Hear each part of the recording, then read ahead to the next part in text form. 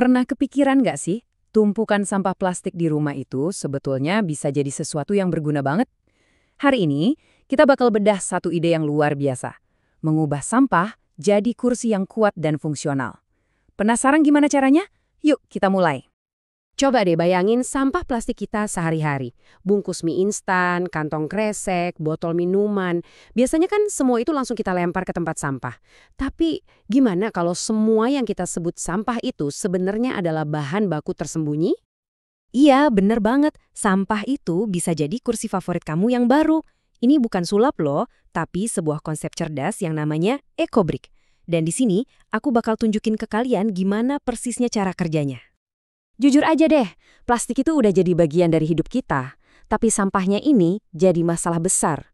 Sampah-sampah anorganik ini kan butuh ratusan tahun buat terurai dan terus mencemari lingkungan. Tapi justru di sini ada peluangnya. Gimana kalau kita bisa memutus siklus ini? Nah, ini dia nih jagoannya. EcoBrick, sebuah solusi yang kelihatannya simpel banget, tapi efeknya luar biasa untuk mengubah masalah sampah plastik jadi sesuatu yang bermanfaat. Jadi EcoBrick itu apa sih sebenarnya? Gini, coba bayangin kamu punya botol plastik kosong. Daripada dibuang, kamu isi botol itu dengan sampah plastik bersih sampai padat banget. Sampai saking padatnya, botol yang tadinya ringkih itu jadi bata super kokoh yang siap dipakai buat apa aja. Dan manfaatnya itu lebih dari sekedar mengurangi sampah loh. Ini tuh cara praktis buat bikin barang baru yang awet sekaligus benar-benar nerapin prinsip 3R. Dan yang paling penting ya, proses ini bikin kita jadi jauh lebih sadar sama dampak lingkungan yang kita hasilkan tiap hari. Oke, teorinya cukup ya. Sekarang waktunya praktek. Bagian pertama adalah bikin bata kita sendiri. Tenang aja, ini gampang kok. Dan jujur, prosesnya tuh seru dan bikin puas. Coba lihat deh, semua yang dibutuhin ini kayaknya udah ada di rumah kamu sekarang. Botol bekas, sampah plastik yang udah dicuci bersih, gunting, dan sebatang tongkat biasa.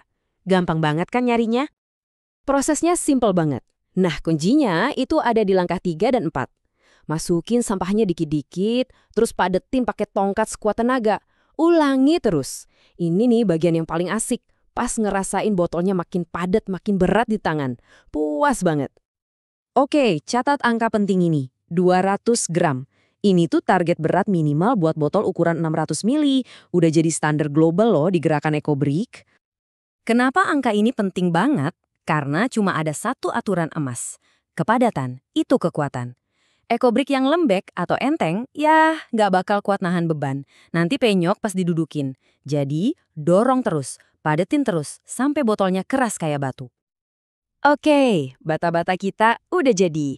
Sekarang, bagian yang paling seru nih. Yuk kita lanjut lihat gimana semua bata ini bisa kita sulap jadi sesuatu yang lebih besar. Jadi kursi.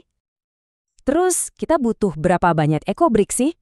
Nah, buat bikin bangku bentuk heksagonal yang standar, targetnya sekitar 19 botol. Angka ini pas banget buat fondasi yang stabil dan permukaannya cukup luas buat duduk dengan nyaman. Tapi ya, ini cuma patokan awal aja kok. Sisanya bebas berkreasi. Nah, ini dia nih momen sulapnya. Susun EcoBrick-nya sesuai desain yang kamu mau, terus rekatkan pakai lakban yang kuat. Serius, jangan pelit lakban ya. Lilit beberapa kali biar kencang.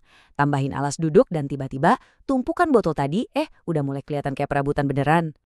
Nih, aku kasih beberapa tips pro biar kursi buatan kamu makin mantap.